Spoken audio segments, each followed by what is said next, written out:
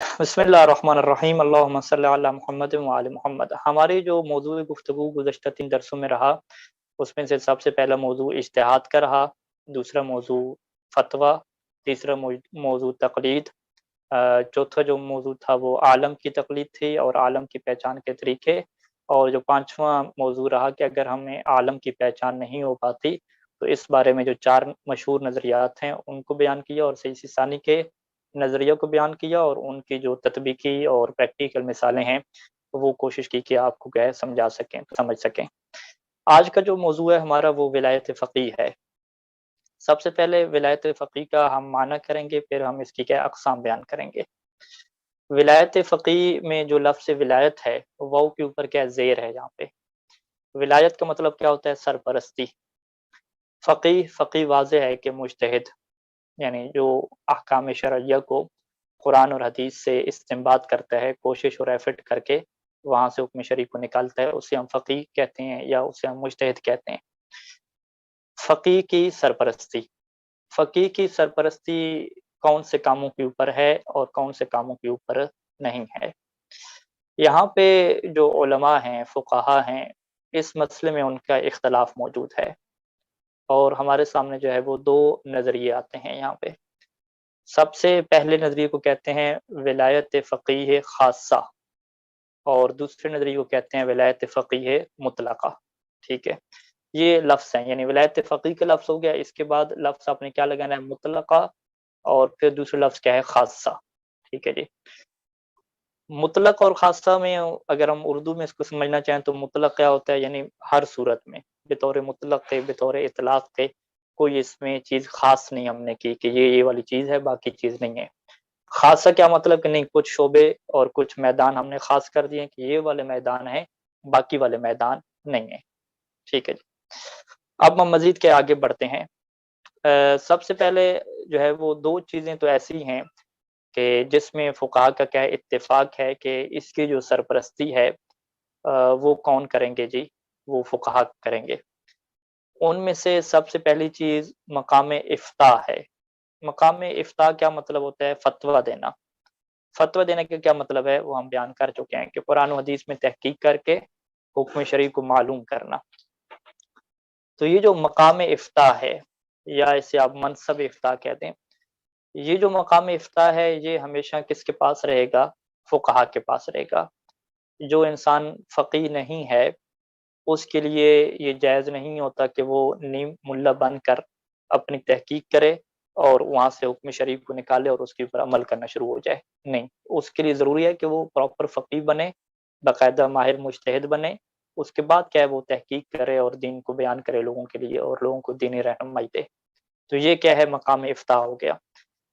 सब फ़ुक़हा का ये इत्तेफ़ाक है और सबका यही समझना है कि भई फ़तवा देना और इज्तिहाद करना उसी का काम है कि जो मुज्तहिद हो, जो फ़क़ीह हो। ये एक चीज़ होगी। दूसरा एक मक़ाम होता है जिसे हम कहते हैं मक़ाम क़ज़ावत। मक़ाम क़ज़ावत काज़ी से निकला है। काज़ी किसे कहते हैं? जज को कहते हैं, यानी फ़ैसला करने वाला। इसको रवायात में हाकिम की ताबीर भी इस्तेमाल की गई है और अरबी में इसके लिए लफ़्ज़ हाकिम भी क्या इस्तेमाल होता है। मक़ाम क़ज़ावत के बारे में मशहूर नज़रिया फ़ुक़हा का यही है कि मक़ाम क़ज़ावत के ऊपर भी वही फ़ाइज़ हो सकता है कि जो फ़क़ीह हो। फ़क़ीह हो क्या मतलब, यानी जो बाब क़ज़ावत है इसमें वो फ़क़ीह होना चाहिए, किसी का मुक़ल्लिद नहीं होना चाहिए। तो अगर वो फ़क़ीह है तो वो इस बात का अहल है कि वो जज बने और लोगों के क्या है फ़ैसले करे। लेकिन 2 चीज़ें होती हैं हमारे पास, एक होता है लोगों के दरमियान फ़ैसला करना, जिसे हम क्या कहते हैं क़ज़ावत कहते हैं। एक होता है लोगों के दरमियान सुलह करवाना। 2 बंदों का आपस में इख्तिलाफ़ हो गया, एक कहता है कि इसने मेरा 1 लाख रुपया देना है, दूसरा कहता है कि मैंने इसका 1 लाख रुपया नहीं देना।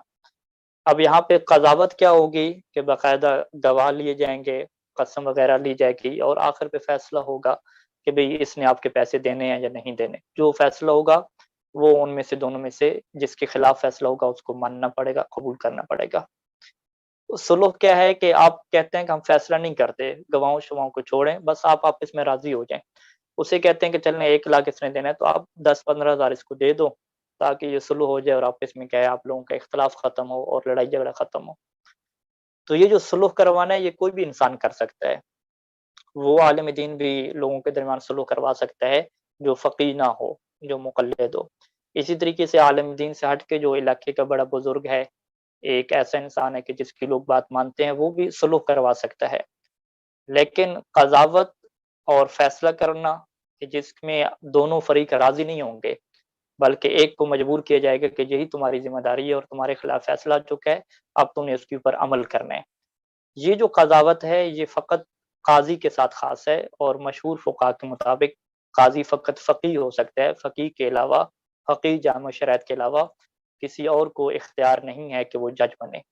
اسی وجہ سے آج کے زمانے میں ہمارے لیے بہت بڑی مشکل ہے، فقہی مشکل ہے کہ پاکستان میں یا ہندوستان میں یا عراق میں بھی کہ لوگ جو ہے وہ قاضی نہیں بن سکتے۔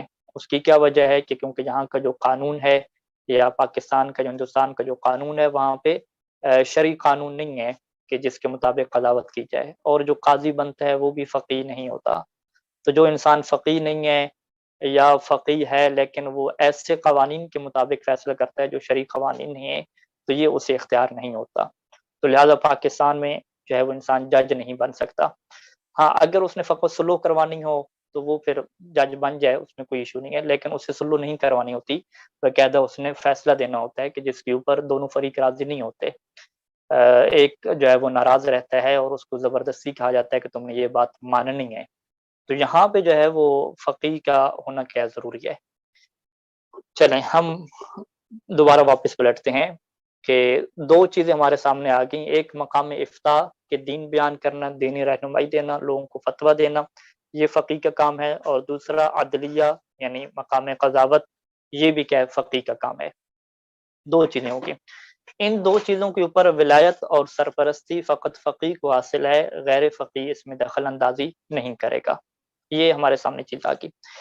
تیسری چیز کہ جس کے اوپر اتفاق ہے کہ اس کے اوپر بھی سرپرستی کون کرے گا، فقیہ کرے گا، فقیہ کے علاوہ کوئی اور سرپرستی نہیں کر سکتا، اسے کہتے ہیں امور حسبیہ۔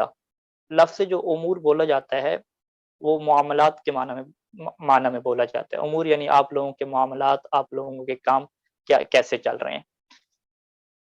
تو امور حسبیہ کے اوپر ولایت کس کو ہوگی، فقیہ کو حاصل ہوگی۔ یہ بھی ایک ایسی بات ہے کہ جس کے اوپر فقہا کا آپس میں اتفاق ہے، لیکن یہاں پہ سمجھنے والی جو بات یہ ہے کہ امور حسبیہ کی ہمیں تعریف آنی چاہیے، ڈیفینیشن آنی چاہیے، اور امور حسبیہ کے اندر کتنی چیزیں آتی ہیں وہ بھی کیا ہمیں معلوم ہونے چاہیے۔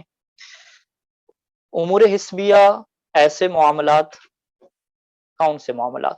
سب سے پہلی چیز، یعنی اس کے اندر ٹوٹل تین چیزیں ہیں، تین چیزیں سٹیپ بائی سٹیپ کیا چلتی ہیں۔ پہلی چیز کہ اس سے مراد وہ معاملات ہیں، لوگوں کے وہ کام ہیں کہ جس میں ہمیں 100% یقین ہے کہ اللہ تعالیٰ ان کاموں کے چھوڑنے پہ کبھی بھی راضی نہیں ہوگا۔ یعنی اللہ تعالیٰ یہ کہے گا کہ یہ کام ایسے ہیں کہ جو معاشرے میں ہونے چاہیے، اگر نہیں ہو رہے تو اللہ اس کے اوپر راضی نہیں ہوگا، بندوں کے اوپر۔ بندوں کے لیے ضروری ہے کہ ان کاموں کو کیا انجام دے۔ یہ پہلی چیز ہے کہ ایسے کام کہ جس کے اوپر ہمیں 100% یقین ہو جائے، اس کو عربی میں کہتے ہیں بصورت قطعیہ، قطعی طریقے سے 100%، 100% ہمیں اس بات کا یقین ہو جائے کہ یہ وہ کام ہے کہ جو اللہ تعالیٰ چاہتا ہے کہ ان کاموں کو پورا کیا جائے، صحیح طریقے سے انجام دیا جائے اور ان کو نہ چھوڑا جائے۔ یہ پہلی چیز۔ دوسری چیز کہ وہ کام ایسے ہوں کہ ان کو کرنے کے لیے ایک بندے کی ضرورت ہو کہ جو ان کی سرپرستی کرے، وہ بڑا بنے، ان کاموں کو اپنے ہاتھ میں لے اور ان کو چلائے اور مرتب کرے، یہ چیز ضروری ہوگی۔ اگر کوئی ایک بڑا نہیں بنتا اس میں تو یہ کام رہ جائیں گے، پھر نہیں ہوں گے۔ اور یہ کون سے کام ہوتے ہیں؟ جو معاشرتی ہوتے ہیں، لوگوں کے آپس کے اجتماعی امور ہوتے ہیں۔ ٹھیک ہے جی۔ دوسری چیز کیا ہوگی کہ اس میں کسی ایک کا بڑا بننا ضروری ہے۔ اگر کوئی بڑا نہیں بنے گا، کوئی اس کو اپنے ہاتھ میں نہیں لے گا، اس کے انتظام نہیں سنبھالے گا، تو یہ کام پھر رہ جائے گا، نہیں ہو پائے گا۔ دوسری بات ہوگی۔ تیسری بات کہ اللہ تعالیٰ نے ان کاموں کے انجام دینے کے لیے کسی بندے کو خاص طور پہ بڑا نہیں بنایا، کسی کا نام لے کر اسے نہیں کہا کہ تم اس کام میں کیا بڑے ہو اور تم نے یہ کام کرنے ہیں۔ تو جب یہ تین چیزیں پوری ہو جائیں، کسی بھی معاملے میں، تو اس معاملے کو کیا کہا جاتا ہے کہ یہ معاملہ امور حسبیہ میں سے ہے۔ امور حسبیہ میں سے ہے یعنی اس کو کرنا اور سنبھالنا فقہا کے اوپر، فقیہ کے اوپر ضروری ہو چکا ہے۔ اس کی کیا مثالیں ہیں؟ اس کی ہم جو ہے وہ مشہور جو ہے وہ 3 مثالیں اس کی دی جاتی ہیں، وہ کیا آپ کے سامنے ہم ذکر کرتے ہیں۔ پہلی چیز کہتے ہیں کہ وقف عام، وہ چیزیں کہ جو عمومی طور پہ لوگوں کے لیے وقف ہوتی ہیں، اور اس وقف والی زمین کو یا اس وقف والے کھیت کو یا اس وقف والے باغ کو کوئی سنبھالنے والا نہیں ہے، اگر ایسے پڑی رہے گی تو وہ ضائع ہو جائے گی۔ جن غرباء کے لیے، جن مساکین کے لیے، جن لوگوں کے لیے وہ وقف کی گئی ہے زمین، ان کو اس سے فائدہ حاصل نہیں ہو پائے گا۔ اور وہ وقف بھی کیا عام ہے، عام کیا مطلب کہ اس کا کوئی متولی، اس کا کوئی ذمہ دار بھی موجود نہیں ہے۔ تو اب یہ جو زمین ہے، یہ جو مال ہے، جس کا کوئی والی وارث نہیں ہے، اس بارے میں فقہا کو 100% یقین ہے کہ اس کو سنبھالنا ضروری ہے۔ اگر نہ سنبھالا گیا تو بہت سارے لوگوں کو حقوق نہیں مل سکیں گے۔ تو اب اوقاف عامہ کو کس میں شامل کرتے ہیں؟ امور حسبیہ میں شامل کرتے ہیں۔ اور بعض اوقات ایک ایسا مال بھی اس میں آ جاتا ہے کہ جس مال کے مالک کا کیا ہے ہمیں پتہ نہ ہو۔ جس مال کے مالک کا پتہ نہیں ہے کہ اس کا کون ہے مالک، اس کی سرپرستی بھی کیا ہے فقیہ حاصل کرتے ہیں۔ تو یہ پہلی چیز ہوگی امور حسبیہ میں کہ اوقاف عامہ، اور ایک ایسا مال کہ جس کے مالک کا پتہ نہیں ہے، کون ہے اس کا وارث، کچھ نہیں پتہ چل رہا، کوئی زمین ہے، کوئی جگہ ہے، کوئی بھی ہے۔ تو وقف عام ہوگی یعنی وقف خاص کے مقابلے میں۔ خاص کیا ہوتی ہے کہ جس میں خاص لوگوں کے لیے ہے، وقف عام کیا ہے کہ سب کے لیے، یہ عمومی استفادے کے لیے ہے۔ تو بہرحال یہ کتاب الوقف کی کیا چیز ہے، آپ اسے ایک لفظ کے طور پہ کیا سمجھ لیں۔ دوسری چیز ہے کہ یتیموں کے مال ہو گئے۔ یتیم یعنی جس کا کوئی باپ دادا نہیں ہے، کوئی والی وارث نہیں ہے، اس کے جو مال ہے اس کو بھی ضائع نہیں ہونے دیا جا سکتا۔ اس کی سرپرستی بھی کیا ہے امور حسبیہ میں سے ہے۔ اس کا بھی کوئی والی وارث ہونا ضروری ہے، اور اس کا والی وارث بھی کون ہوگا؟ فقیہ ہوگا۔ تیسری چیز جسے کہتے ہیں مجنون اور پاگل۔ مجنون اور پاگل ایک انسان ہو جاتا ہے، اس کے پاس بہت زیادہ مال ہے، اس کی سرپرستی بھی کون اٹھائے گا؟ اگر اس کا باپ دادا نہیں ہے تو اس کی سرپرستی فقیہ اٹھائے گا۔ تو یہ 3 چیزیں بنیادی طور پہ امور حسبیہ میں ذکر کی جاتی ہیں بطور مثال کے، کہ اوقاف عامہ، زمینیں ہو گئیں، پیسہ ہو گیا، جو بھی چیز ہے۔ دوسری چیز کہ یتیم لوگ کہ جن کا باپ دادا نہیں ہے، ان کی سرپرستی کون کرے گا؟ فقیہ جامع شرعیت کرے گا۔ تیسری چیز کیا ہے؟ مجنون جو افراد ہو جاتے ہیں، ذہنی طور پہ بے ہوش ہو گئے، ڈسٹرب ہو گئے، اب ان کے مال کو سنبھالنے والا کوئی نہیں ہے، تو اس کے مال کی سرپرستی اور ذمہ داری کون اٹھائے گا؟ فقیہ اٹھائے گا۔ تو بس ایک دفعہ پھر میں خلاصہ بیان کروں کہ فقیہ کو ولایت اور سرپرستی حاصل ہے 3 چیزوں میں، اس کے اوپر تمام فقہا کا اتفاق ہے۔ پہلی چیز کہ مقام افتاء، کہ فتویٰ دینے کے مقام میں فقیہ کی ذمہ داری ہے کہ وہ لوگوں کو فتویٰ دے، جو فقیہ نہیں ہے وہ فتویٰ نہیں دے سکتا۔ دوسرا مقام، مقام قضاوت، کہ فقیہ کی یہ ذمہ داری ہے کہ وہ جج بنے، عدلیہ کا نظام سنبھالے، کوئی اور اس میں نہیں آ سکتا۔ تیسری امور حسبیہ۔ امور حسبیہ سے کون سے معاملات مراد ہیں؟ جس میں 3 چیزیں پائی جاتی ہیں۔ ایسے کام کہ ہمیں یقین ہو کہ اللہ تعالیٰ ان کاموں کو چھوڑنے پہ کبھی راضی نہیں ہوگا۔ دوسرے کام، وہ کام اس نوعیت کے ہوں کہ ان کے لیے ایک بڑے سرپرست کا ہونا ضروری ہو۔ تیسرا کہ اللہ نے کسی سرپرست کا نام لے کر بھی اسے معین نہ کیا ہو۔ تو اب ان میں کیا ہے ذمہ داری کون اٹھائے گا؟ فقیہ اٹھائے گا۔ ان کاموں میں کون سی 3 مثالیں ہیں کہ جس کے اوپر سب کا اتفاق ہے کہ یہ امور حسبیہ ہیں؟ وقف عام ہو گیا، ایسا پیسہ جس کا مالک ہمیں نہیں مل رہا، پتہ نہیں ہے، اس کی سرپرستی فقیہ اٹھائے گا۔ وہ یتیم جس کا دادا بھی نہیں ہے، باپ بھی نہیں ہے، اس کے مال کی سرپرستی فقیہ اٹھائے گا۔ اور جو لوگ ذہنی طور پہ ڈسٹرب ہو جاتے ہیں، مجنون اور پاگل ہو جاتے ہیں، ان کے جو اموال کی دیکھ بھال ہے، اس کی جو پراپرٹی کی دیکھ بھال ہے، وہ بھی کیا فقیہ اٹھائے گا۔ یہ ایسی چیزیں ہیں کہ جس سے امور حسبیہ کہا جاتا ہے۔ اب ان کے علاوہ کون سی ایسی چیز بچتی ہے کہ جس کے اوپر علماء کے درمیان اختلاف ہے کہ آیا یہاں پہ فقیہ کو ولایت حاصل ہے یا ولایت حاصل نہیں ہے؟ فقیہ کو سرپرستی اس میں حاصل ہے یا سرپرستی حاصل نہیں ہے؟ جی یہاں پہ کوئی سوال اگر کرنا چاہے۔ اکثر میرا سوال یہ ہے کہ آپ نے کہا کہ جو مجنون یا دیوانہ یا ذہنی طور پہ غافل شخص ہو، اس کا مال بھی، اس کی कि फ़कीह पर ज़िम्मेदारी हो कि उसके माल की निगरानी हो। तो क्या उसका मजनून या उस दीवाने का लावारिस होना ज़रूरी है, या अगर उसके घर के वर्षा मौजूद हैं सँभालने वाले, तो वो उसके माल की निगरानी कर सकते हैं? नहीं, उसके वालिद और दादा, अगर वालिद और दादा में से कोई नहीं है तो फिर उसका कोई वारिस नहीं बनेगा, फिर फ़कीह क्या है उसको सँभालेगा। वो बाबा क्लियर ठीक हो हो गया? गया। चलें अब आगे आगे चलते हैं। तो ये जो 3 काम हैं इनके ऊपर फ़कीह की विलायत क्या साबित है? मकाम इफ्ता, फ़तवा का मकाम, क़ज़ावत अदलिया और उमूर हिस्बिया। इस विलायत को क्या कहते हैं? इस्तिलाह में विलायत ख़ासा कहते हैं, यानी फ़कीह के लिए विलायत ख़ासा साबित है। इसमें ना इमाम खुमैनी रहमतुल्लाह का सैयद खुई से इख्तिलाफ़ है और ना सैयद खुई का इमाम खुमैनी से इख्तिलाफ़ था, और ना इसमें सैयद सिस्तानी का सैयद अली ख़ामनई से इख्तिलाफ़ है, और ना ही सैयद अली ख़ामनई का सैयद सिस्तानी से इख्तिलाफ़ है। खुदा हमारे फुक़हा की हिफ़ाज़त फ़रमाए और उनके साए को हमारे ऊपर तादेर कायम रखे। अब आते हैं विलायत मुतलक़ा। मुतलक़ा क्या मतलब कि इन 3 उमूर के अलावा बाकी मामलात। अच्छा, बाकी मामलात क्या बचते हैं? बाकी हुकूमत के मामलात बचते हैं। हुकूमत के मामलात क्या होते हैं कि हमने मुल्क में कितने कारखाने लगाने हैं, कितने सूबे बनाने हैं, कितने शहर बनाने हैं, शहर और सूबों में कैसे जो है वो खिदमात को पहुँचाना है, सर्विसेज़ को पहुँचाना है, माल को कैसे तक़सीम करना है, और इसके अलावा हमने फ़ौज कैसे बनानी है, दाखिला पॉलिसी हमारी क्या होगी, ख़ारिजा पॉलिसी क्या होगी, अपने तालीमी इदारों को हम कैसे मुरतब करेंगे, अपने बैंक वग़ैरह को हम कैसे चलाएँगे, अपनी मईशत को हम ऊपर कैसे लेकर आएँगे, हम दुनिया में रहकर दुनिया के मुकाबले में कैसे जो है वो आगे बढ़ेंगे, अपने मुल्क की कैसे हिफ़ाज़त करेंगे, ये बहुत सारे मामलात हैं। इन मामलात को क्या कहते हैं? हुकूमती मामलात कहते हैं। यहाँ पे इख्तिलाफ़ है। इनका उमूर हिस्बिया में से आना या ना आना ये भी इख्तिलाफ़ है, क्या ये उमूर हिस्बिया में आते हैं ये काम या नहीं आते? जब ये इख्तिलाफ़ हो गया कि क्या ये उमूर हिस्बिया में आते हैं या नहीं आते, तो हम कह सकते हैं कि ये ऐसे काम हैं कि जिसके बारे में 100% फ़क़ीह को ये यकीन नहीं है कि ये वो काम है कि जो फ़क़ीह अपने हाथ में ले और सँभाले। यहाँ पे एक बात की वज़ाहत करना ज़रूरी है कि जो मासूम हस्ती है, जैसे मोहम्मद व आले मोहम्मद, हमारे वक़्त के इमाम इमाम ज़माना अज्जलल्लाहु फ़रजहु शरीफ, मासूम हस्ती को इन तमाम कामों के ऊपर सरपरस्ती हासिल है। कोई काम इंसान उनकी मर्ज़ी से अंजाम नहीं दे सकता और हर काम को मासूम के हवाले करना हमारे ऊपर वाजिब है।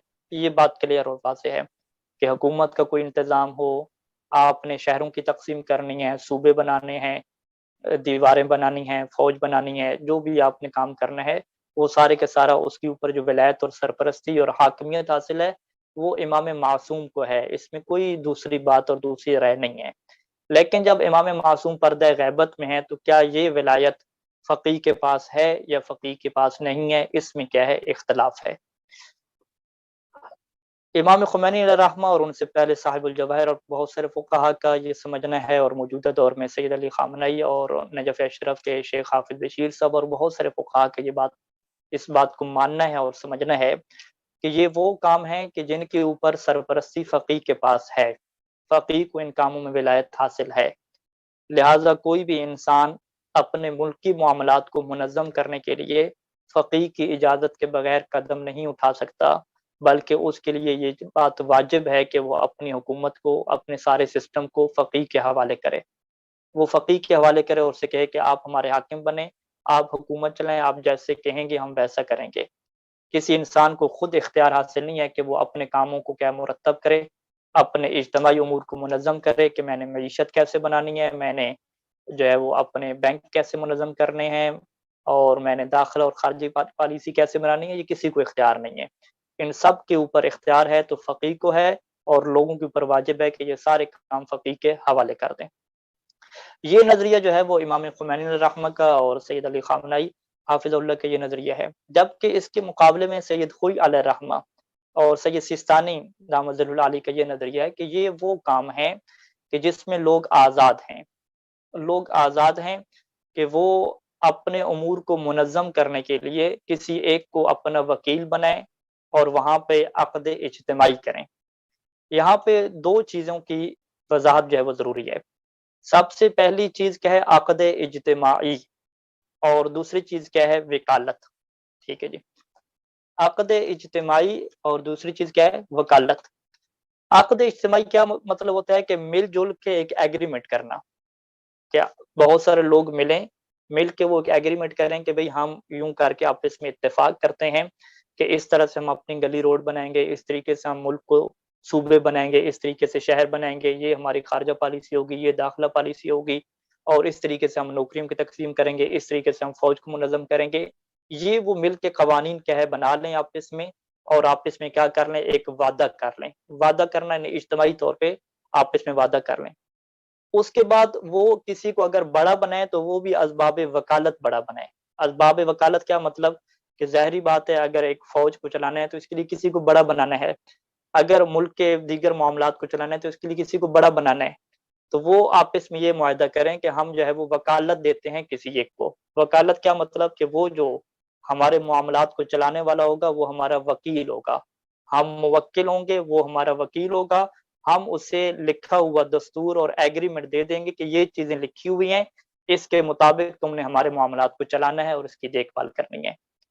یعنی یہ جو ولایت خاصہ والا نظریہ ہے، یہ لوگوں کو اگر آزادی دیتا ہے تو وہ عقد اجتماع اور باب وکالت سے آزادی دیتا ہے۔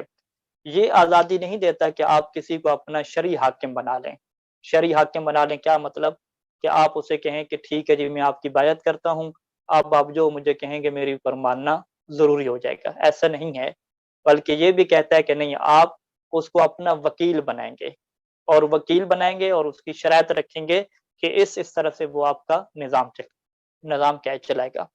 اچھا، یہ عمومی باتیں ہوں گی، تھوڑا سا پریکٹیکل میں اس کو کر کے آپ کو سمجھانا چاہوں گا۔ یعنی فرض کریں کہ ہم دو مثالیں رکھتے ہیں، ایک ہم مثال اپنے چھوٹی سطح پہ رکھتے ہیں، پھر اس مثال کو کیا کھول کے ہم تھوڑا وسیع کریں گے۔ ہم جو ہے وہ ایک ہاسٹل میں رہ رہے ہیں، ہاسٹل کے ہم نے کیا ہے؟ اپنے معاملات کو منظم کرنا ہے کہ کس ٹائم پہ سب سو جائیں، کب صبح اٹھیں، سب صفائی کس ٹائم پہ ہو، کون سے قوانین ہو، کھانے میں کیا پکے، مہمانوں کے آنے کا کیا قانون ہو، باہر جانے کا کیا قانون ہو، باقی بجلی کے بل وغیرہ کی کیا تقسیم ہو، بہت سارے کیا ہے معاملات ہیں۔ تو اب مثال کے طور پہ ولایت خاصہ والے کیا کہیں گے کہ آپ کو اس میں آزادی ہے کہ آپ آپس میں مل جل کر بیٹھیں اور کسی کو اپنا بڑا بنا دیں۔ بڑا بنانے کا یہ مطلب نہ ہو کہ آپ اس کو حاکم بنائیں، حاکم شرعی آپ نہیں بنا سکتے۔ آپ فقط کیا کریں؟ پہلے عقد اجتماعی کریں، ایک آپ قوانین بنائیں جس سے آپ آئین اور دستور کہتے ہیں، وہ قوانین بنانے کے بعد آپ آپس میں ووٹ کریں اور ایک کو بڑا بنا دیں، اور کہیں کہ یہ جو بڑا انسان ہوگا یہ سارے ملک کو کیا دیکھ بھال کرے گا ان شرائط کے مطابق، اگر وہ ان شرائط کے اوپر پورا نہ اترا تو ہم اسے معزول کر دیں گے۔ اب آپ اس کا نام صدر رکھ لیں، جنرل سیکرٹری اس کا نام رکھ لیں، جو نام رکھ لیں، آپ کیا نظام چلا سکتے ہیں۔ یہ ولایت خاصہ والے کہیں گے۔ جبکہ ولایت عامہ والے کہیں گے کہ نہیں، آپ کے پاس یہ اختیار نہیں ہے کہ آپ اپنے ہاسٹل کا نظام خود چلائیں، بلکہ آپ اپنا سارے کا سارا جو نظام ہے وہ کس کے حوالے کریں؟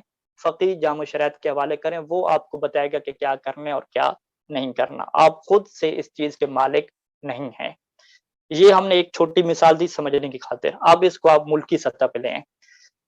ملکی سطح پہ ولایت خاصہ والے کیا کہیں گے؟ وہ کہیں گے کہ عدلیہ کا سارا نظام ہم فقہا کے پاس ہوگا، آپ کا بیت المال اور اوقاف عامہ اس کی سرپرستی ہم فقہا کریں گے۔ اسی طریقے سے فتویٰ دینا اور دین کو بیان کرنا، حلال و حرام کو بیان کرنا، وہ ذمہ داری بھی ہماری فقہا کی ہوگی۔ اس کے علاوہ جو سارے امور ہیں وہ کیسے چلانے ہیں، اس میں آپ لوگ آزاد ہیں، آپ لوگ آزاد ہیں، آپس میں آپ ایک ایگریمنٹ کریں، ایک دستور بنائیں، ایک آئین بنائیں، اس کے اوپر آپ اپنے مختلف وکلاء بھیجیں، ووٹ آپس میں کریں آپ، ٹھیک ہے، انتخابات کریں، جو بھی طریقہ کار آپ اپنائیں اسی ایگریمنٹ کے مطابق جس کے اوپر آپ کا اتفاق ہو، اس میں سے آپ اپنے ایک بڑا وکیل بنا لیں۔ اس وکیل کو چاہے آپ وزیر اعظم کہہ لیں، چاہے آپ صدر کہہ لیں، چاہے آپ جو ہے وہ اسے MNA کہہ دیں، کچھ بھی آپ اس کا نام رکھ لیں، اس کی یہ ذمہ داری لگائیں کہ وہ آپ کا خادم ہو، آپ کا وکیل ہو، اور ایگریمنٹ کے مطابق آپ کو کیا سارے کام کر کے دے۔ یہ ولایت خاصہ والے کہیں گے۔ ولایت مطلقہ والے کیا کہیں گے کہ نہیں، آپ کے پاس تین چیزیں تو فقیہ لے لے گا، عدلیہ بھی لے لے گا، اوقاف عامہ بیت المال وغیرہ بھی لے لے گا، اور حکم شرعی بیان کرنا، فتویٰ بیان کرنا، وہ بھی فقیہ لے لے گا۔ اس کے علاوہ جو باقی چیزیں ہیں وہ بھی فقی لے لے گا. فقی کہے گا کہ باقی امور بھی آپ خود منظم نہیں کر سکتے کہ آپ کی معیشت کیسی ہو, خارجہ پالیسی کیسی ہو, داخلہ پالیسی کیسے ہو, فوج کیسے بنانی ہے, ملک کو کیسے چلانا ہے, کتنے صوبے بنانا ہے, یہ بھی آپ کے اختیار میں نہیں ہے. یہ سارے کام آپ کس کو دے دیں؟ فقی کو دے دیں, اور فقی خود کیا اس کو ہینڈل کرے گا اور اس کو کیا سنبھالے گا. تو خلاصہ کلام کیا نکلا کہ یہ دو نظریات کے اوپر فقہا کے درمیان اختلاف ہے, اور جب بھی کسی فقہی مسئلہ میں فقہا کے درمیان اختلاف ہو جائے تو اس میں ہم پڑھ چکے ہیں کہ ہماری ذمہ داری کیا ہے. تو ان میں سے جو عالم فقی ہوگا اس کو کیا ہے اختیار کرنا ہوگا. آخری چند نکات. بس نتیجہ کلام کیا نکلا کہ جو فقہا فقی کے لیے ولایت مطلقہ کے قائل نہیں ہیں, ولایت خاصہ کے قائل ہیں, ان کے مطابق بھی لوگ اپنے معاملات کو اگر منظم کریں گے تو اس میں وہ مکمل آزاد نہیں ہیں, بلکہ وہ فقط حلال کاموں کے اندر اپنے کاموں کو مرتب کریں گے. اگر کوئی حرام کام کو مرتب کر رہے ہیں, فرض کریں سب نے اتفاق کر لیا کہ ہم جو ہے وہ جوا کھولتے ہیں, ہم کلب کھولتے ہیں, تو یہ ان کے لیے آزادی نہیں ہوگی. نہیں, یہاں پہ مقام افتاء میں فقی ان کی رہنمائی کرے گا. یعنی ولایت خاصہ میں فقی مقام فتویٰ پہ بیٹھ کے ان کو حلال اور حرام بیان کرے گا, ان کو کہے گا کہ یہ والا بینک جو تم نظام بناؤ گے یہ سودی ہے, جائز نہیں ہے, اس طریقے کی جو بیع و شراء ہوگی, خرید و فروخت ایگریمنٹ ہوں گے, یہ جائز نہیں ہے, فلاں کام حلال ہے, فلاں کام حرام ہے. وہ فقط ان کو حکم شرعی بیان کرے گا, باقی ان کے اوپر عمل کرنا یہ ان کی اپنی شرعی ذمہ داری ہوگی. لیکن اس کے باوجود ولایت خاصہ والا یہ نہیں کہے گا کہ آپ جو ہے وہ آزاد ہیں, کسی ظالم کو لے آئیں, کسی کا پیسہ کھا جائیں. اس طرح کی آزادی وہاں پر بھی نہیں ہوتی. فقط یہ ہے کہ وہاں پہ فقیہ خود سرپرست بن کے اوپر نہیں بیٹھتا, فقط ان کو گائیڈ کرتا ہے, یعنی فتویٰ انہیں بیان کرتا ہے. جبکہ ولایت عامہ میں فقیہ خود اوپر سرپرست بن کے بیٹھتا ہے, وہ خود اس کے ایگریمنٹ سائن کرتا ہے, اوکے کرتا ہے اور اس کی اجازت دیتا ہے. یعنی فقط فتویٰ بیان نہیں کرتا بلکہ فتوے سے ہٹ کے اس معاملات کو ہینڈل کرتا ہے اور خود کیا ہے اس کو لے کر چلتا ہے. تو بس یہ تھوڑا سا کیا ہو گیا, فرق ہو گیا کہ ولایت خاصہ میں اور ولایت عامہ یعنی ولایت مطلقہ, دونوں میں جو ہے آپ ظالم کو سپورٹ نہیں کر سکتے, آپ کرپٹ انسان کو سپورٹ نہیں کر سکتے. فقط فرق کیا ہے کہ ایک میں فقیہ آپ کو ذمہ داری بیان کر دیتا ہے کہ آپ کی یہ ذمہ داری آپ یوں لے کے چلو, اور دوسرے میں فقیہ فقط ذمہ داری بیان کرتا نہیں ہے بلکہ خود اس کو اپنے ہاتھوں میں لیتا ہے اور اس کو کیا ہے چلاتا ہے اور آگے کیا لے کر چلتا ہے.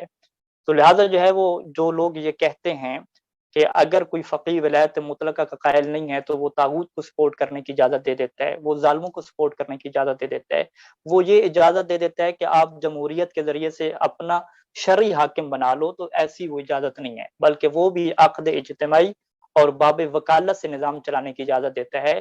کسی کو شرعی حاکم بنانا یا کسی ظالم کو اپنا بڑا بنا لینا کہ جو کرپشن کرے, لوگوں کے حقوق مارے, اس کی وہ اجازت نہیں دیتا.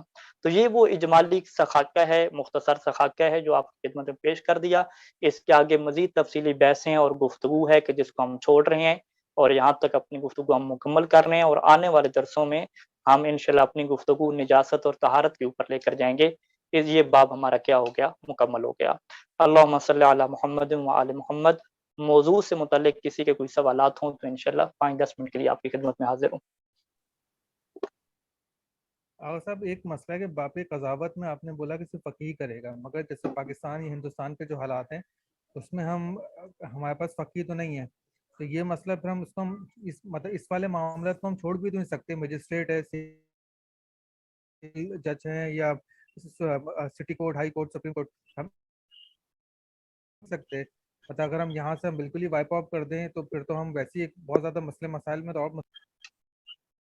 جی دیکھیں, یہ فتویٰ فقہا ڈسکس کرتے ہیں اور اس میں واضح روایات ہیں ہمارے سامنے. اہل بیت علیہ السلام نے منع کیا ہے کہ آپ اپنا فیصلہ لینے کے لیے, اپنا حق لینے کے لیے ایسے بندے کے پاس جاؤ کہ جو قضاوت اور عدلیہ کا اہل نہیں ہے, یعنی جو فقیہ نہیں ہے, جامع شرعیت نہیں ہے. لیکن جب آپ کو مجبوری پیش آ جائے, آپ کے پیسے پھنس گئے ہیں, آپ کی زمین پھنس گئی ہے, وہ کسی صورت میں نکل ہی نہیں سکتی, آپ کو اپنا حق مل ہی نہیں سکتا مگر یہ کہ آپ کو اس عدالت میں جانا پڑے گا جو شرعی عدالت نہیں ہے. تو یہاں پہ اس مجبوری کے ساتھ کہ فقط اپنے حق کو لینے کے لیے آپ جا سکتے ہیں, یہ ایک کیا ہے جواز فقہا نے کہہ رکھا ہے. وگرنہ آپ کہیں کہ میری مجبوری نہیں بھی ہے, میں کسی اور طریقے سے بھی یہ مال اپنا لے سکتا ہوں, کوئی اور بھی میرے پاس راستے کھلے ہوئے ہیں, تو وہاں پہ آپ نہیں جا سکتے. یعنی یہ ایسی ہے کہ جیسے ایک انسان بیمار ہو جائے اور اس کا کوئی اور علاج کا طریقہ نہ ہو مگر یہ کہ اسے نجس دوائی کھانا پڑے گی، حرام دوائی کھانا پڑے گی، تو اس مجبوری کے تحت کیا وہ کھا لیتے ہیں تاکہ وہ صحت مند رہے اور بیمار نہ پڑے، لیکن اس کے علاوہ عام حالات میں اس چیز کی اجازت نہیں ہوتی۔ آغا ایک سوال یہ ہے کہ جیسے آج کل جو بیان ہوتا ہے کہ ولایت فقی جو ہے، ویسے پاکستان میں تو ایسا کوئی نہیں ہے جس کی ولایت فقی کی سرپرستی ہمارے اوپر ہو۔ جیسے آج کل بیان ہوتا ہے کہ رہبر معظم، اگر ان کی ولایت کو آپ نے نہ مانا، کیونکہ ان کی ولایت جو ہے نا وہ واجب ہے، اگر آپ نے نہیں مانا تو آپ منکر معصوم ہوئے، تو کیا ایسا ہے اگر ولایت فقی کو کوئی نہیں مانتا تو کیا وہ منکر معصوم ہوا، امام کا منکر ہوا؟ نہیں، ایسی کوئی بات نہیں ہے، یہ چونکہ ان کو پتہ نہیں ہوتا ہے اس چیز کا، اور وہ یہ سمجھ رہے ہوتے ہیں کہ شاید یہی جو نظریہ ہے وہ سب کے اوپر ماننا ہے۔ اب جو بندہ فرض کریں سید علی خامنئی کو عالم فقی نہیں سمجھتا، وہ سید سیستانی دام ذل العالی کو عالم فقی سمجھتا ہے، تو وہ سید سیستانی کو جو ہے وہ ولی مانے گا، اور وہ تو کہے گا کہ باقی جو حکومتی معاملات ہیں اس میں سید سیستانی نے ہمیں اجازت دی ہے کہ ہم آزاد ہیں، ہم آپس میں کیا ہے کوئی اس طرح کا ایگریمنٹ بنا کے، کوئی قانون بنا کے آپس میں ملکی معاملات کی دیکھ بھال خود کر سکتے ہیں اور آگے لے کر جا سکتے ہیں اس کو۔ فقط ہم اگر حرام کام کریں گے تو فقیہ میں متوجہ کر دے کہ یہ والا کام نہیں کرنا، یہ کام جائز نہیں ہے۔ تو چونکہ یہ ایک مسئلہ جو ہے وہ اختلافی ہے فقہا کے درمیان، تو اختلافی فتویٰ میں کیا ہوتا ہے کہ یا تو آپ تقلید کرتے ہیں کسی عالم کی، یا اگر آپ تقلید نہیں کر سکتے تو خود کیا ہوتے ہیں، مجتہد ہوتے ہیں۔ تو جو ایسی بات کرتے ہیں ظاہری بات ہے اس کے پاس علم نہیں ہے، اور اس کو مزید کیا آگاہی دینے کی ضرورت ہے۔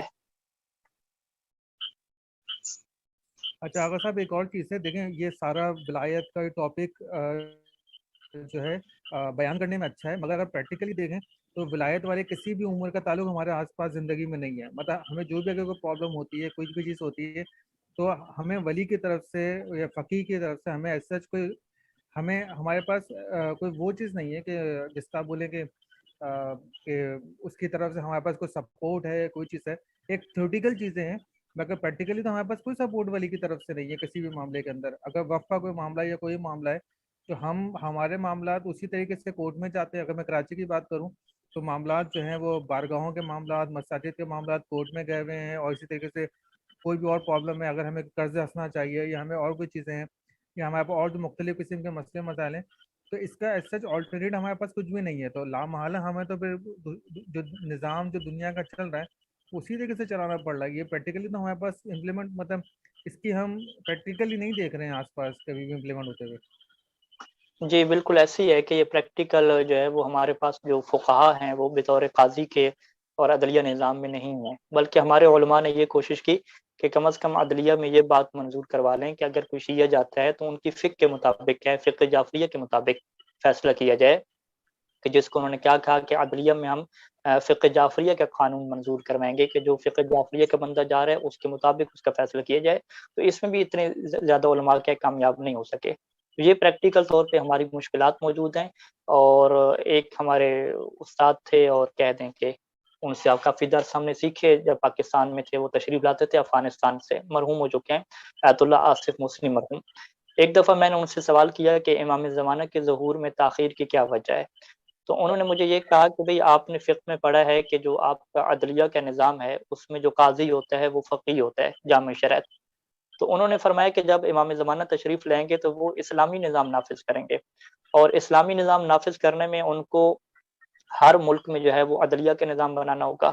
عدلیہ کا جب نظام بنائیں گے تو انہیں قاضی کی ضرورت ہوگی، اور قاضی کون ہوتا ہے؟ فقیہ ہوتا ہے۔ تو انہوں نے کہا فار ایگزامپل ہم پاکستان کی مثال لیتے ہیں کہ پاکستان میں جو امام زمانہ عدلیہ کے نظام قائم کریں گے وہاں پہ ان کو کتنے جو ہے وہ قاضیوں کی ضرورت ہوگی؟ تو انہوں نے کہا کہ ایک اندازہ لگا لیں کہ 300۔ تو 300 فقہا کی آپ کو ضرورت ہے پاکستان میں کہ جو آپ کے کیا ہوں، قاضی ہوں، جو اسلامی قضاوت کریں اور شرعی قضاوت کے مطابق لوگوں کے فیصلے کریں۔ تو انہوں نے کہا کہ کیا آپ کے پاس 300 قاضی اس وقت موجود ہیں پاکستان میں؟ ہم نے کہا کہ نہیں ہے۔ انہوں نے کہا کہ جب پاکستان میں 300 فقہا آپ کے پاس موجود نہیں ہیں تو پوری دنیا میں کتنے فقہا کی ضرورت ہوگی؟ تو جب افراد ہی نہیں ہیں تو امام زمانہ آ کے کیا کریں گے؟ ان کے پاس کوئی بندی نہیں ہے کہ جس کے ذریعے سے وہ نظام چلا سکیں، سارا کام انہوں نے معجزوں سے تو نہیں چلانا۔ تو لہٰذا امام کے ظہور کی آمد کے لیے سب سے بنیادی شرط یہ ہے کہ ہم علم دین کو عام کریں تاکہ بہت سارے لوگ ہمارا شعور حاصل کریں، فقہا جو ہے وہ بہت سارے لوگ بنے، تاکہ ہمارے معاشرے میں اتنا زیادہ علم پھیل جائے، علم دین پھیل جائے، فقہا بن جائیں، تو جب اتنے اچھے خاصے افراد تیار ہو جائیں گے تو پھر امام زمانہ کیا ہے تشریف لائیں گے، وگرنہ وہ تشریف نہیں لائیں گے۔ تو یہ ان کا ایک تجزیہ تھا، اور اس تجزیے کے مطابق آپ دیکھ سکتے ہیں کہ پریکٹیکل بنیادوں پہ ہمارے پاس کتنے افراد ہیں کہ جو امام کے جو ہے وہ اس طرح کے سپاہی اور معاون شمار ہو سکیں، کہ جو دینی حوالے سے تمام قوانین کو جانتے ہوں، ان کو اپلائی کرنے کے لیے قاضی اور جج بن سکتے ہوں۔ یہ واقعاً کیا ہے ہمارا المیہ ہے اور مشکلات ہیں، اور اسی کے لیے آپ لوگ کوشش کر رہے ہیں، ہم کوشش کر رہے ہیں کہ دین کی تعلیم کو پھیلائیں، آج کے دور میں خود پڑھائیں لوگوں کو، اور اس چیز کو پھیلائیں تاکہ ہم امام کے ظہور کی راہ کو ہموار کریں۔ سوالات اور ان کے جوابات آپ سے سنیں گے، اور پھر مزید جو ہے وہ نئے درس کا ہم آغاز کریں گے۔ تو گزشتہ درس میں ہم نے ایک موضوع ولایت فقیہ کو چھیڑا تھا، اور اس کے متعلق کچھ سوالات جو ہے وہ ہوم ورک کی شکل میں رکھے تھے آپ کے سامنے، کہ گزشتہ لیکچر کی روشنی میں آپ نے ان سوالات کے جوابات دینے تھے۔ تو پہلا سوال آپ کے سامنے رکھنے لگا ہوں کہ اس کے بارے میں آپ ہمیں آگاہی دیں گے اور بتائیں گے کہ آپ نے کیا سمجھا ہے۔ سب سے پہلا سوال یہ ہے کہ جو فقہا فقیہ کے لیے ولایت عامہ یا لفظ عامہ کی جگہ پہ ولایت مطلقہ کے قائل نہیں ہیں، یعنی وہ کہتے ہیں کہ یہ جو حکومت بنانا ہے، سیاست کرنا ہے، ملک کو چلانا ہے، صوبے بنانا ہے، خارجہ داخلہ پالیسی کو طے کرنا ہے، یہ فقیہ کی ذمہ داری نہیں ہے، یہ ہر انسان کی ذمہ داری ہے کہ ہر انسان اس چیز کو منظم کرے اور عدل و انصاف لوگوں کو فراہم کرے اور غرباء کا خیال رکھے اور اپنے آپ کو ترقی کی طرف لے کر جائے۔ فقیہ کی فقط یہ کام ہے کہ وہ اس نے حلال اور حرام بتانا ہے، حلال اور حرام کی آگاہی کے اوپر یہ کام جو ہے وہ اس نے نہیں کرنا۔ یہ جو ہے وہ ولایت خاصہ کا نظریہ ہے۔ تو اب ہم آپ سے یہ سوال رکھنے لگے ہیں کہ جو فقہا ولایت خاصہ کے قائل ہیں، کیا انہیں مسلمانوں کے کاموں کی فکر نہیں ہے؟ یہ پہلا سوال۔ دوسرا، اگر وہ ولایت خاصہ کے قائل ہیں تو اگر مسلمان حکومت بناتے ہیں تو پھر ان کا کردار کہاں پہ ہوگا، وہ کیا کردار ادا کریں گے؟ تو یہ دو چیزوں کے اوپر آپ نے روشنی ڈالنی ہے۔ تو جی بسم اللہ، کوئی آئے مائک پہ اور چیز کی وضاحت کرے۔ السلام علیکم آغا۔ جو ولایت خاصہ کے جو ان کو اس کے اوپر قائل ہیں، تو اس میں یہ ہوتا ہے کہ جو فقیہ ہے وہ فتویٰ دیتے ہیں، فتویٰ کے ذریعے ان کی سرپرستی کرتا ہے، اور ہے نا سرپرستی اس طرح سے کرتا ہے کہ وہ جو ووٹنگ کے ذریعے اور جو کہتے ہیں آپس میں میوچل انڈرسٹینڈنگ سے جو بھی وکیل نامزد ہوتا ہے اس کو عقد اجتماعی اور وکالت کے مطابق نظام چلانے پر پابند کرتا ہے۔ جی ٹھیک ہو گیا۔ اسی جواب کو کوئی اور اپنے الفاظ میں بیان کرنا چاہے آپ میں سے؟ السلام علیکم آقا۔ آقا یہ وہ کام ہے کہ جس میں لوگ آزاد ہیں اور کسی کو اپنا وکیل بنائیں اور عقد اجتماعی جو ہے اس کو بنائیں۔ فقیہ کا کیا کام ہے؟ فقیہ نے کیا کرنا ہے؟ فقیہ کا کام یہ ہے کہ اس نے جو ہے وہ انسانوں کو جو ہے وہ اپنی تمام لوگوں کو جو ہے وہ ایک کیا کہتے ہیں آزاد چھوڑا ہوا ہے کہ کسی کو جو ہے وہ اپنا وکیل بنائیں ظاہری طور پہ جو بہتر سمجھیں، اور جب وکیل بنا لیں گے تو اس حساب سے جو ہے وہ اس کے اوپر وہ عمل کریں۔ یعنی فقیہ نے کوئی کام نہیں کرنا اس سلسلے میں، یہی آپ کہنا چاہتے ہیں؟ فقیہ آغا فتویٰ دے کر ان کی سرپرستی کریں گے نا فتوے کے مطابق۔ آغا اس کے اندر ولایت خاصہ کے اندر یہ ہے کہ فقیہ جو ہے وہ ایک طریقے سے سرپرستی کرے گا، مگر وہ ڈائریکٹ اپوائنٹ نہیں کرے گا۔ جیسے ولایت متکل کے اندر یہ ہے کہ فقیہ جو ہے وہ ڈائریکٹ اپوائنٹ کرتا ہے اور وہ تمام لوگ اسی کو رپورٹ کرتے ہیں، مگر جب اس کے اندر فقیہ کی حیثیت ایک مشورہ دینے کی ہوگی کہ فقیہ بتائے گا کہ اس امور کو اپنے منظم کریں، اور منظم جو لوگ خود ہی کریں گے، فقیہ جو ہے ان کو ایک مشورے کے طور پہ دے گا۔ مگر جو متعلقہ والے ہیں وہ لوگ تو یہ کہتے ہیں کہ تمام چیزیں جو ہیں وہ فقیہ کے انڈر ہی میں رہیں گی، اور فقیہ کا کام خالی مشورہ دینے بلکہ ان چیزوں وہ کمانڈ کرے گا۔ یہاں پر بیسک فرق آ جاتا ہے۔ جی بہت اچھا جواب ہے کہ ولایت مطلقہ میں فقیہ ولایت کرتا ہے۔ ولایت کا مطلب سرپرستی کرنا اور کمانڈ کرنا اور حکومت کرنا۔ ولایت خاصہ میں جب فقیہ کی سرپرستی نہیں ہے تو ہم کہیں گے کہ فقیہ ولایت نہیں رکھے گا، یعنی سرپرستی نہیں کرے گا۔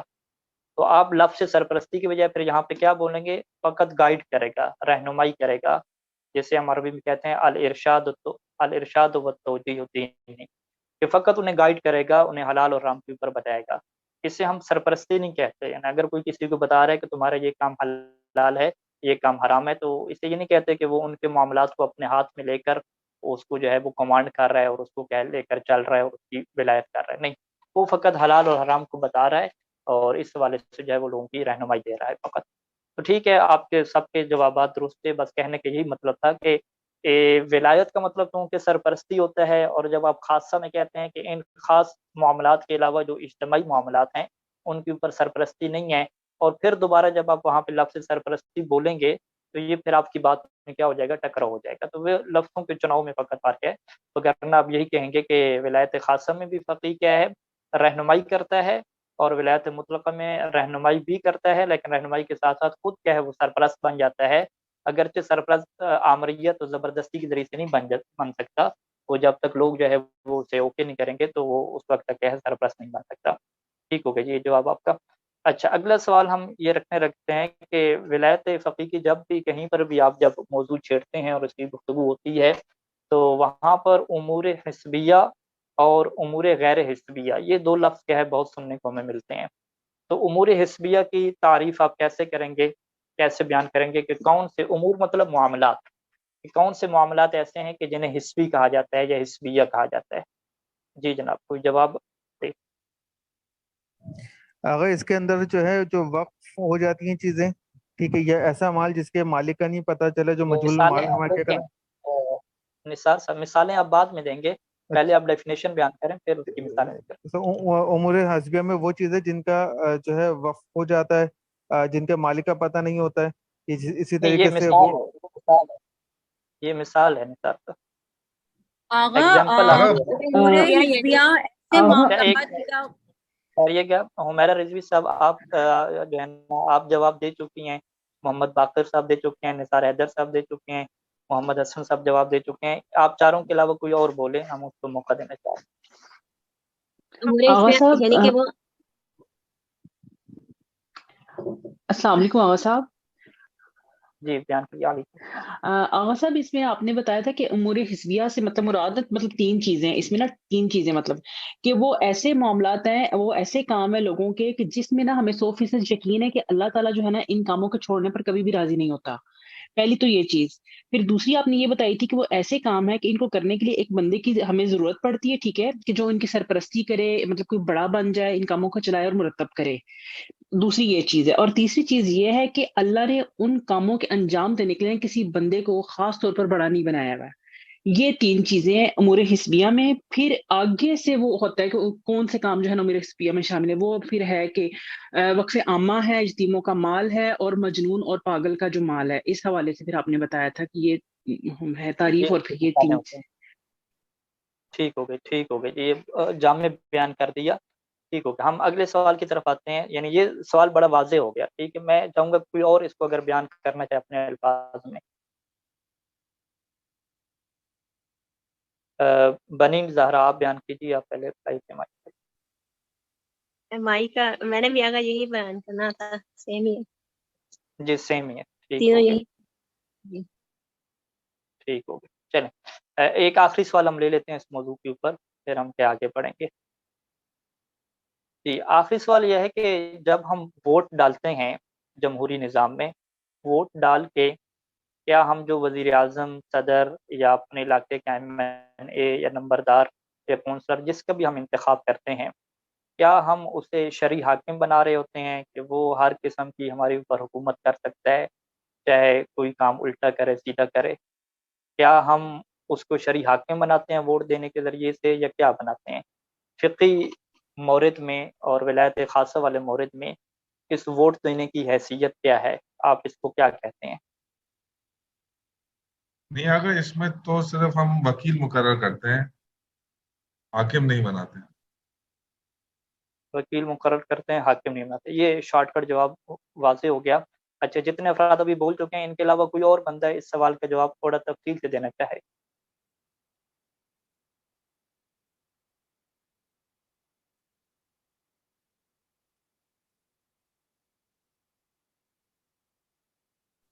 चलें, इन्हीं में से अफराद में से कोई मैं देना चाहे जवाब? उस शख्स को वोटिंग के जरिए वकील बनाया जाता है। अच्छा, जी, बनीन ज़हरा आप मुकम्मल करें अपने जवाब को। वोटिंग के जरिए एक शख्स को वकील बनाया जाता है और उसको शराइत बताई जाती है कि इसके मुताबिक वो इन अमूर को संभाल ले, और जब तक वो इन अमूर पे उन शराइत के मुताबिक रहता है तो वो उस पे उस मतलब ओहदे पे कायम रहता है, लेकिन अगर वो उसकी खिलाफ वर्जी करता है तो फिर उसको माजूल कर दिया जाता है। हाँ, ठीक हो गई। तो बस यानी वाज़ेह हो गया कि हम उन्हें शराइत देते हैं, एक आइन और दस्तूर लिख कर देते हैं जो अक़्द इज्तिमाई की वजह से बनता है, इसके ऊपर हम सब ओके करते हैं और उसके मुताबिक है हम एक बंदे को आगे वकील अपना बनाते हैं, अपना नुमाइंदा बनाते हैं कि जिसको हम पाबंद करते हैं। तो यानी उसमें कोई हाकिम वगैरह इसमें नहीं होता, कोई वली और सरपरस्त नहीं होता, हमारा एक वकील होता है जिसने आके हमारे कामों को क्या चलाना होता है। ठीक हो गया जी, ये गुफ्तगू मुकम्मल होगी। अब हम जो है वो